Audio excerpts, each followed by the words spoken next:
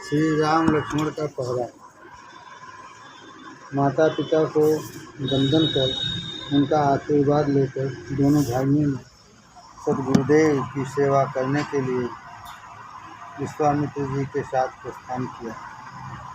विश्वामित्र शब्द का अर्थ करते समय पाणिनि ऋषि ने व्याकरण शास्त्र में एक सूत्र लिखा है, मित्रे चरसो विश्वामित्रम यस्य सः विश्वामित्र। यहाँ अमित्रम ऐसा शब्द पदच्छेद नहीं है। जो जगत का मित्र है उसे विश्वामित्र कहते हैं, और जो जगत का मित्र है उसके पीछे जगदीश चलते हैं। जो जगत का मित्र है उसे विश्वामित्र कहते हैं, और जो जगत का मित्र है उसके पीछे जगदीश चलते हैं। तुम भी जब जगत मित्र हो जाओगे तब परमात्मा तुम्हारे पीछे आएंगे। तुम जगत के मित्र नहीं हो सको तो कोई बाधा नहीं, परंतु किसी के बैरी मत बनो। तुम जगत के मित्र नहीं हो सको तो कोई बाधा नहीं, परंतु किसी के बैरी मत बनो। विश्वामित्र अर्थात जगन मित्र, जो जगत का मित्र है और जगत जिसका मित्र है। श्री राम पर ब्रह्म है और लक्ष्मण जी शब्द ब्रह्म है। श्री राम पर ब्रह्म है और लक्ष्मण जी शब्द ब्रह्म है। शब्द ब्रह्म और पर ब्रह्म साथ साथ रहते हैं। श्री कृष्ण लीला में श्री कृष्ण पर ब्रह्म है और बलराम जी शब्द ब्रह्म है। अकेले राम किसी जगह जाते नहीं, और कदाचित जाते हों तो अधिक विराजते नहीं। जहाँ लक्ष्मण जी हों वहाँ ही राम जी विराजते हैं। जहाँ शब्द ब्रह्म है वहाँ ही पर ब्रह्म स्थिर होता है। राम लक्ष्मण की जोड़ी है। राम जी श्याम सुंदर हैं, लक्ष्मण गौर सुंदर हैं। राम जी पीला पीताम्बर पहनते हैं और लक्ष्मण नीला पहनते हैं। राम लक्ष्मण गुरुदेव की सेवा करने के लिए गुरुदेव जी के पीछे पीछे चलते हैं। रास्ते में ताड़का नाम की एक राक्षसी आई। जब जंगल से होकर जा रहे थे तब ताड़का भयंकर गर्जना करने लगी। विश्वामित्र जी ने कहा, इस भयंकर जंगल में यह राक्षसी बालकों की हिंसा करती है, तुम इसको मारो। श्री कृष्ण लीला का आरंभ पूतना वध से हुआ है और राम जी की लीला का आरंभ ताड़का वध से हुआ। ताड़का राक्षसी है, वासना ही राक्षसी है। वासना ऐसी राक्षसी है कि इसको जितना प्राप्त होता जाता है उतनी ही इसकी भूख बढ़ती जाती है। यह वासना ऐसी राक्षसी है कि यह खिलाने वाले को भी खा जाती है। खिलाने वाले को खा जाने के बाद भी इसकी तृप्ति नहीं होती। अनेक बार मनुष्य ऐसा समझता है कि जीभ, आँख, मन आदि इंद्रियां जो सुख मांगे वह मैं एक बार भोग लूँ, बाद में शांति रहेगी। अरे इंद्रियां मांगे वह सुख भोगने से तो वासना बढ़ती है। भोगने के पश्चात ऐसा आभास होता है कि शांति मिली है, परंतु यह खोटी शांति है। भोग तो उल्टे अशांति बढ़ाते हैं। इन इंद्रियों का लाड़ अनेक बार किया है, फिर भी वासना शांत नहीं हुई। भोग भोगने से वासना शांत नहीं होती। शरीर रोगी हो, अशक्त तो भी वासना शांत नहीं होती। शरीर वृद्ध हो जाए फिर भी वासना तृप्त नहीं होती। वासना शांत होती है विवेक से। राम जी इसको विवेक रूपी बाण से मारते हैं। राम जी का जो धनुष है वह ज्ञान स्वरूप है, विवेक ही बाण है। धनुष का आकार थोड़ा ओमकार का जैसा है। श्री रामचंद्र जी धनुष बाण को सज्जित रखते हैं। तुम भी ज्ञान धनुष को विवेक बाणों से हमेशा सज्जित रखो। काम रूपी राक्षस किस समय विघ्न करने आ जाए यह कहा नहीं जा सकता। राक्षस तुम्हारे पीछे लगे हुए हैं, तुमको मारने आते हैं, परंतु राम जी की तरह तुम धनुष बाण को सज्जित रखोगे, ज्ञान विवेक को सचेत रखोगे तो राक्षस मरे नहीं। राक्षस मर नहीं गए हैं, राक्षस तो अब भी जीवित हैं और सर्वत्र फिरते हैं। काम क्रोध लोभ मोह इत्यादि सब राक्षस हैं। वे असावधान जीव को मारते हैं।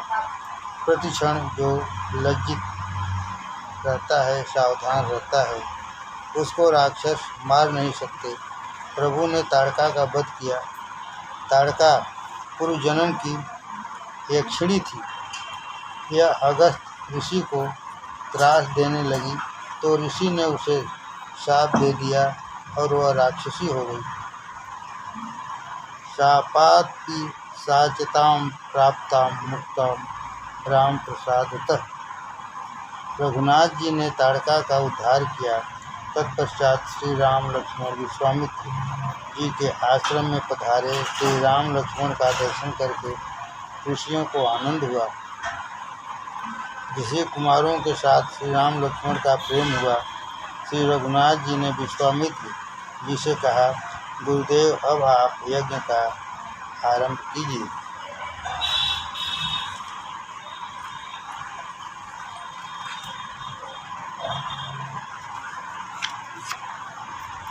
श्री राम कौशिकम प्राह मुने दीक्षां प्रविश्यताम्।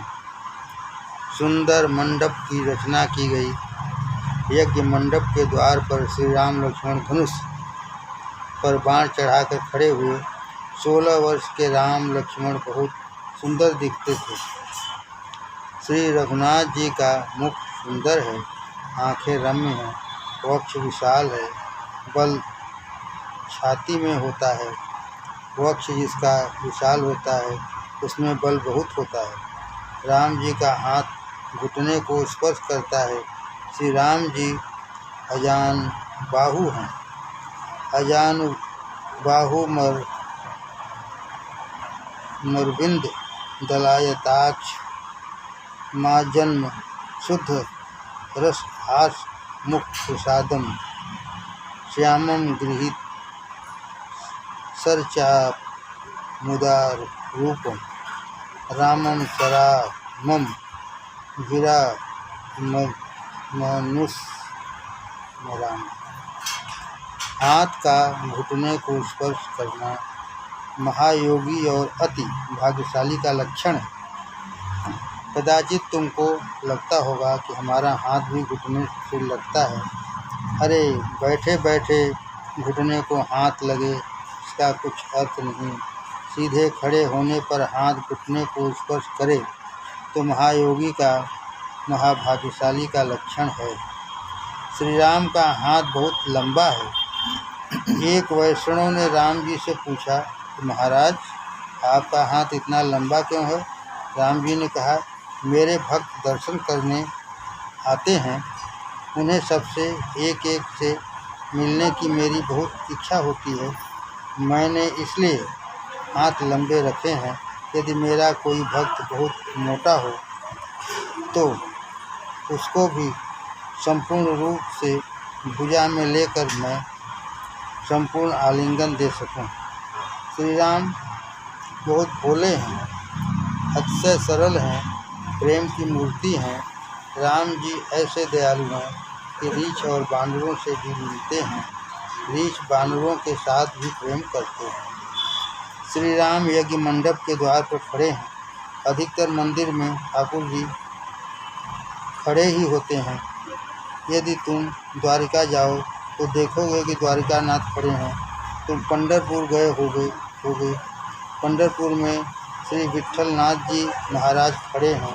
पंढरपुर में श्री विट्ठलनाथ जी का स्वरूप ऐसा सौम्य और मंगलमय है कि दर्शन करते समय ऐसा लगता है कि खड़े रहकर प्रभु किसी की प्रतीक्षा कर रहे हैं। ठाकुर जी का श्रीअंग तो बहुत ही कोमल है, फिर भी वे भक्तों के लिए खड़े हुए हैं। एक दिवस मन में थोड़ा विचार आया कि ठाकुर जी समस्त दिवस खड़े रहते हैं, इससे इनके कोमल चरणों को कितना परिश्रम होता होगा। तुमको कोई 1 घंटा खड़ा रखे तो तुम्हारी क्या दशा हो। श्रीनाथ द्वारा में श्रीनाथ जी बाबा भी खड़े हैं। तुम आंध्र प्रदेश में जाओ तो वहाँ श्री बालाजी महाराज भी खड़े हैं। परमात्मा जगत को बोध देते हैं कि अपने भक्तों से मिलने के लिए मैं आतुर होकर खड़ा हूँ। श्री राम तो जीव मात्र से मिलने के लिए आतुर हैं, परंतु यह जीव ही अभागा है। जीव को किसी दिन ऐसी इच्छा होती नहीं कि मुझे परमात्मा से मिलना है। इस शरीर के मिलने में सुख नहीं। अरे शरीर के मिलने से ही सुख होता हो तो मुर्दे के मिलने से क्यों सुख नहीं होता। मुर्दे के भी हाथ हैं, पग हैं, मुँह हैं, आँख हैं, सभी हैं। 2 शरीर के मिलन से सुख होता नहीं, परंतु 2 प्राण एक होते हैं, इससे आनंद जैसा लगता है। जीव मिलते हैं, इससे सुख होता है। 2 जीवों के मिलने से सुख होता है। तो जीव और ईश्वर मिले तब जीव को कैसा आनंद होगा। ईश्वर में समस्त जीव सूक्ष्म रूप से रमते हैं। समस्त जीवों में एक साथ मिलने से कितना आनंद आवेगा। आत्मा परमात्मा का मिलन अर्थात परमानंद। मानव के साथ मिलने में कदाचित सुख हो, परंतु यह निश्चित है कि इस मिलन में 1000 गुना दुख भी है। जहाँ संयोग है वहाँ वियोग अवश्य होता है। संयोगा विप्रयोगांता। संयोग वियोग के लिए ही होता है। जगत में किसी स्त्री पुरुष के मिलने की इच्छा रखना नहीं, इसमें वियोग का दुख अवश्य है। परमात्मा के मिलने के बाद वियोग का दुख सहन करने को रहता नहीं।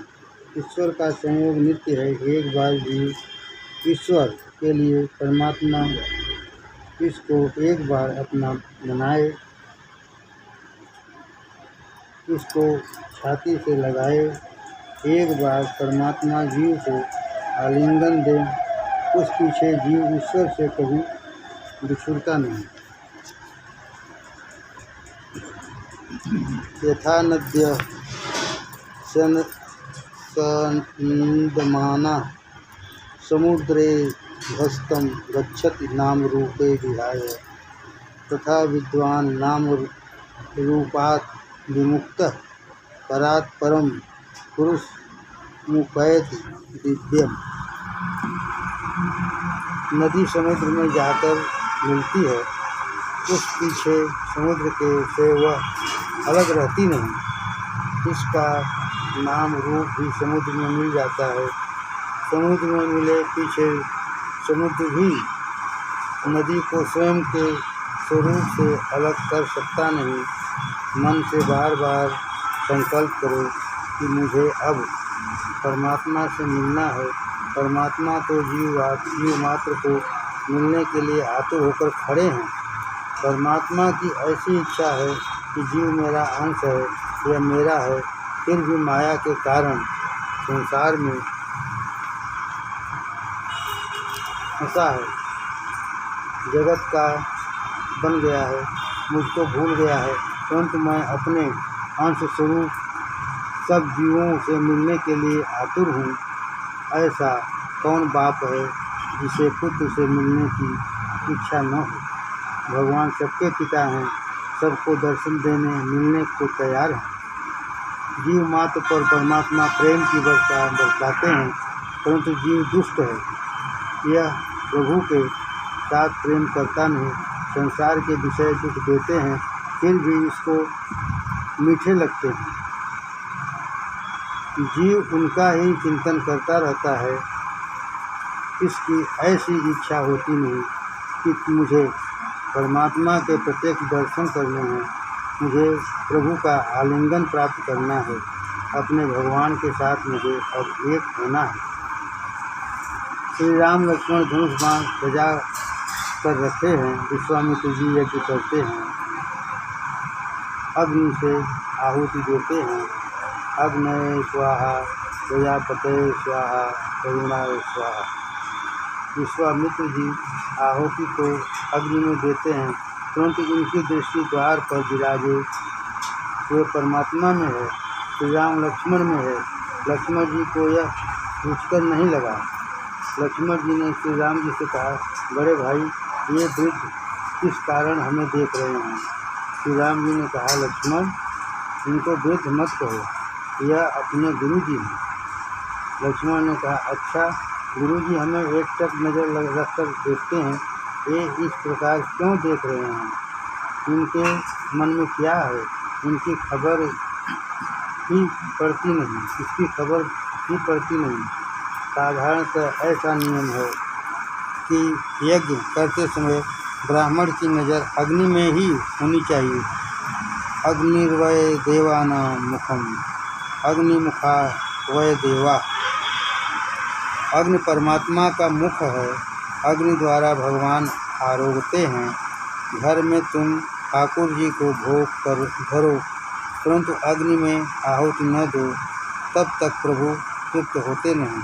अग्नि में आहुति देनी ही चाहिए। शास्त्र में लिखा है कि घर में रसोई हो तो उसमें अनेक जीवों की हिंसा भी होती है। रसोई बनाने में अनेक जीव मरते हैं और उस हिंसा का पाप अन्न में ही आ जाता है। अन्न द्वारा यह पाप खाने वाले के माथे आता है। अन्न से मन न बिगड़े, इसलिए अन्न को शुद्ध करना बहुत जरूरी है। अन्न को शुद्ध करने के लिए अग्नि में आहुति दी जाती है। गृहस्थ के घर में 5 महायज्ञ होने ही चाहिए। देव यज्ञ, ऋषि यज्ञ, पितृयज्ञ, मनुष्य यज्ञ और भूत यज्ञ, ये 5 महायज्ञ कहे गए हैं। देवता वर्षा आदि देते हैं, इसलिए उन्हें आहुति देनी आवश्यक है। इंद्र, वरुण, अग्नि आदि देवताओं को आहुति देना, उनका पूजन करना देवयज्ञ कहलाता है। उपनिषद, महाकाव्य, इतिहास, पुराण आदि अमूल ज्ञान का उत्तराधिकार हमें ऋषियों ने दिया है। ऋषियों के हमारे ऊपर अनंत उपकार हैं। प्राचीन काल में गृहस्थ आश्रम अरण्य में जाकर ऋषियों को जिमाता था और स्वयं पीछे भोजन करता था। गृहस्थ प्रथम अरण्य में जाकर ऋषियों को जिमाता था और स्वयं पीछे भोजन करता था। यह ऋषि यज्ञ कहलाता है। हमारे ऊपर पूर्वजों का बड़ा ऋण है। यह शरीर पितृश्वरों का आभारी है और इसी से रोज पितृ श्राद्ध करना गृहस्थ का धर्म है। इसको पितृयज्ञ कहते हैं। भूखे मनुष्यों को भोजन कराने को मानव यज्ञ कहते हैं। आंगन में कोई गरीब आवे, कोई भिखारी आवे, कोई साधु ब्राह्मण आवे, आसपास पड़ोस में कोई भूखा हो, उस सब को जिमा कर जीना गृहस्थ का धर्म होता है। इस जगत के प्रत्येक प्राणी के प्रति मनुष्य का कुछ धर्म है।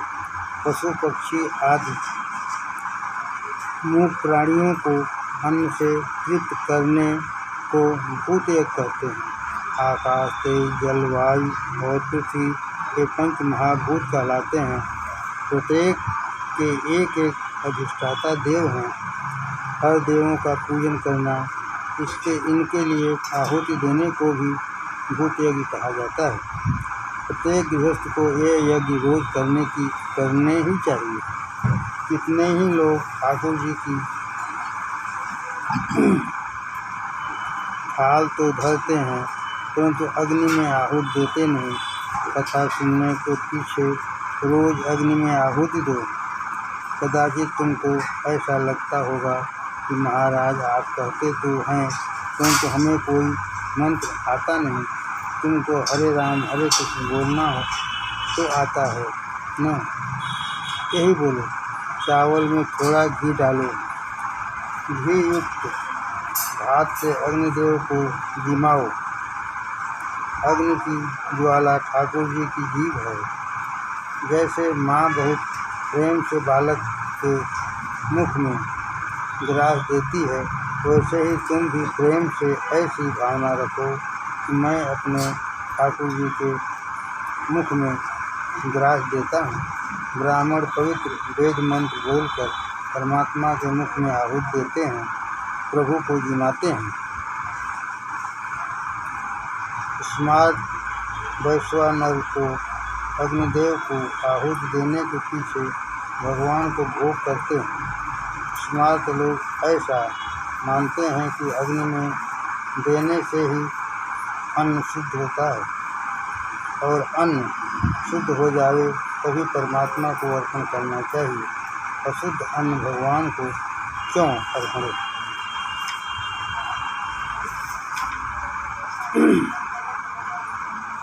वैष्णवों की ऐसी भावना होती है कि ठाकुर जी नहीं आरोगेंगे तब तक अग्निदेव भोजन करते नहीं। इससे वैष्णव प्रथम भगवान को भोग कर धरते हैं और पीछे अग्नि में आहुति देते हैं। दोनों में से कोई भी सिद्धांत अपनाओ। भगवान को भोग धर के अग्नि में आहुति दो, अथवा प्रथम अग्नि में आहुति देकर पीछे भगवान को भोग धरो। दोनों सिद्धांतों में अग्नि उपासना आवश्यक है। अग्नि और सूर्य ये दो देव प्रत्यक्ष हैं। अरे पेट में भी अग्नि है, इसलिए मानव जीवित रहता है। पेट में रहने वाले अग्निदेव शांत हों तो पीछे अच्युतम के समम हो जाता है, मरण हो जाता है। अग्नि के आधार से जो रसोई हुई, उनमें से अग्नि में आहुति दिए बिना जो खाता है वह पाप खाता है। जो परमात्मा को भोग धरता नहीं, अग्नि में आहुति देता नहीं और स्वयं खा लेता है, वह अन्न खाता नहीं, पाप खाता है। जो केवल स्वयं के लिए रौंद कर खाता है, वह पाप खाता है। यज्ञ शिष्टाशिनः संतो मुच्यते सर्व किल्बिषय भुंजते ते त्वधम पापा हे पचन्यात्म कारणात्। जब ऋषि में आहुति हो, जब अग्नि में आहुति दो, तब भगवान का स्मरण करो और ऐसा भाव रखो कि ठाकुर जी को जिमाता हूँ। फिर वह अन्न नहीं रहता, अमृत बन जाता है। खाना पाप नहीं है, परंतु भगवान को अर्पण किए बिना खाना पाप है। भगवान को नैवेद्य ग्रहण कराए बिना खाना नहीं। नारायण का ही है और नारायण को ही अर्पण करना है। प्रेम से अर्पण करोगे तो भगवान प्रसन्न होंगे। ईश्वर को तो कोई अपेक्षा नहीं, वे तो स्वयं आनंद स्वरूप हैं। ठाकुर जी की ऐसी इच्छा नहीं कि वैष्णव मुझे भोग लगावें। ठाकुर जी पूर्ण निष्काम हैं। भगवान तो भक्तों को राजी करने के लिए आरोगते हैं। भगवान के घर क्या कमी है? यह सब कुछ उनका ही दिया हुआ है। भगवान को भोग नहीं धरोगे तो इससे भगवान भूखे रहने वाले नहीं हैं, परंतु तुम्हें किसी भी दिन भूखे रहने का प्रसंग आ जाएगा। इस जन्म में नहीं तो अगले जन्म में। भगवान को भूख लगती ही नहीं। भगवान तो तुम्हारे भाव को देखते हैं। अपने शरीर से जितना प्रेम रखते हो, उससे विशेष प्रेम भगवान में रखो। घर में कोई जीने वाला न हो तो भी भगवान के लिए रसोई बनाओ। जिस घर में भगवान के लिए रसोई होती है, उस घर में अन्नपूर्णा विराजती है। जब घर में अन्न की कमी, उस घर में अन्न की कमी कभी नहीं पड़ती।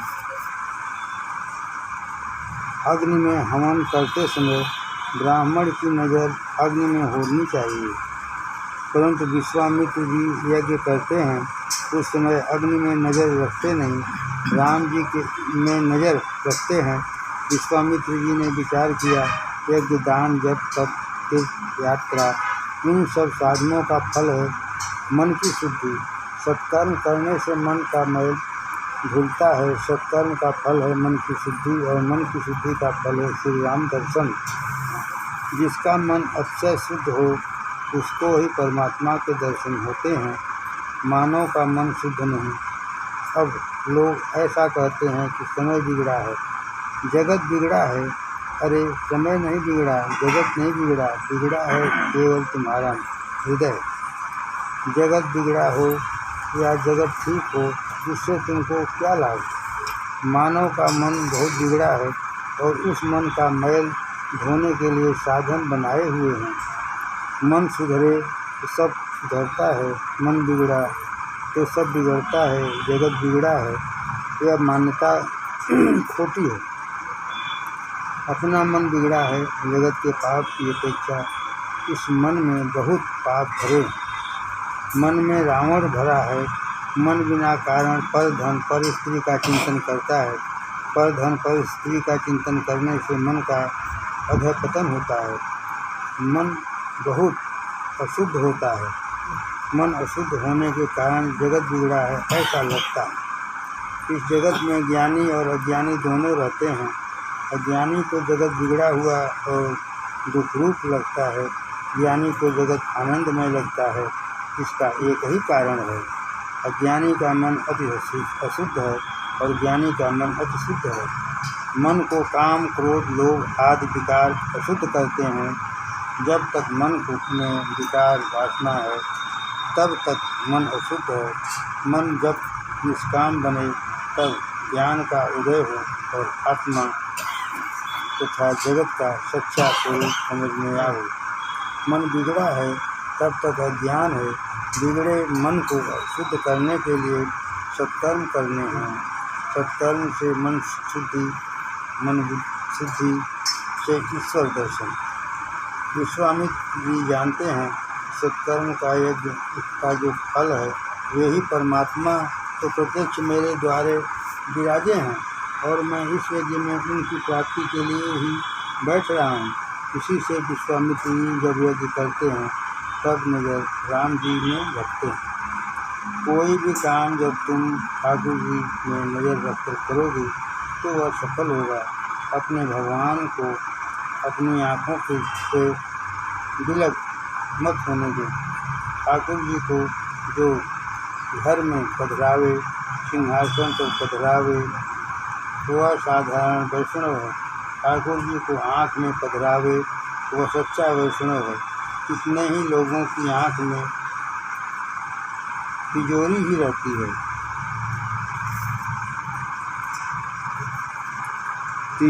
तिजोरी में ही नज़र रखकर वे समस्त काम करते हैं। पैसे में तो तुम नज़र रखते हो, परंतु भगवान में नज़र रखना सीखो। भगवान में नज़र रखकर किया हुआ सत्कर्म ही सफल होता है। सत्कर्म में एक दोष है कि सत्कर्म किए पीछे अहम बढ़ता है। सत्कर्म करने वाले को लोग बहुत मान देते हैं और कहते हैं कि तुमने यह बहुत ठीक किया, हमारे हाथ से कुछ होता ही नहीं, तुम बहुत करते हो। सत्कर्म करने वाले की वाह वाह होती है, बहुत प्रशंसा हो तो पुण्य बह जाता है। बहुत प्रशंसा होती है और तो पुण्य बह जाता है। प्रभु से विमुख होकर सत्कर्म करे उसका अहम बढ़ जाता है। प्रभु से विमुख होकर सत्कर्म करे उसका अहम बढ़ जाता है। अभिमान बढ़े सत्कर्म सफल होता नहीं। सत्कर्म किस पीछे दैन्य न आवे, सत्कर्म पीछे दैन्य न आवे तो वह सत्कर्म फलता नहीं। अंदर का अभिमान बढ़े उसका सत्कर्म किस काम का। भगवान सर्व दोषों को, अपराधों को क्षमा करते हैं, परंतु अभिमान को क्षमा करते नहीं। अभिमान करने जैसा मानव के पास है ही क्या। अभिमान करने जैसा मानव के पास है ही क्या। तुम काहे का अभिमान करते हो? लाख की राख होते ढेर नहीं लगती। अरे यह देह भी पल भर में मिट्टी में मिल जाती है, इससे अभिमान काहे का? अहंकार सर्वथा बाधक है। मैं कुछ करता हूँ ऐसा अहंकार हो प्रभु अपेक्षा करते हैं। जो हृदय में नमन करता है वह भगवान को प्रिय है। सत्कर्म करते समय सावधान रहो कि अंदर का अभिमान बढ़े नहीं। कितने दान देते हैं परंतु उसका दान कीर्ति के लिए होता है। दान ठीक है परंतु कीर्ति के लिए दिया दान ठीक नहीं। मन में ऐसी भावना रखो कि मेरे भगवान को खबर पड़े, इतना ही मेरे लिए बहुत है। कोई मनुष्य जाने इससे मुझे क्या लाभ? तुम बहुत दान देते हो, यदि इसका प्रकाश जगत में हो तो संभव है कि तुम्हारे द्वार पर मांगने वाले बहुत लोग आ जाएं। बहुत अधिक लोग मांगने आएंगे तो पीछे किसी को तुम्हें हाथ जोड़ना ही पड़ेगा, ना करनी ही पड़ेगी। दान ठीक है, ज्ञान ठीक है, परंतु दान का ज्ञान का अभिमान खराब है। सत्कर्म तो अभिमान हरने के लिए है। सत्कर्म मन को शुद्ध करने के लिए है। सत्कर्म परमात्मा को राजी करने के लिए है। सत्कर्म करने वाला भगवान में दृष्टि रखकर मैं यह करता नहीं, यह तो प्रभु ने कराया है, ऐसा सतत अनुसंधान रखकर सत्कर्म करे तो सत्कर्म करने के पश्चात अभिमान नहीं आएगा। सत्कर्म करने के पश्चात न मम बोलते हो। सत्कर्म करने के पश्चात न मम बोलते हो, उसे आचरण में लाओ। ऐसी निष्ठा रखो, यह मैंने नहीं किया, मेरे भगवान ने कराया है। भगवान ने इसके लिए मुझे बुद्धि, शक्ति और ज्ञान देकर यह मेरे द्वारा कराया है। भगवान कृपा करके सत्कर्म करावें तो ही वह हो सकता है। ठाकुर जी ने कृपा करके मुझे निमित्त बनाया, मेरे हाथों यह कर्म कराया।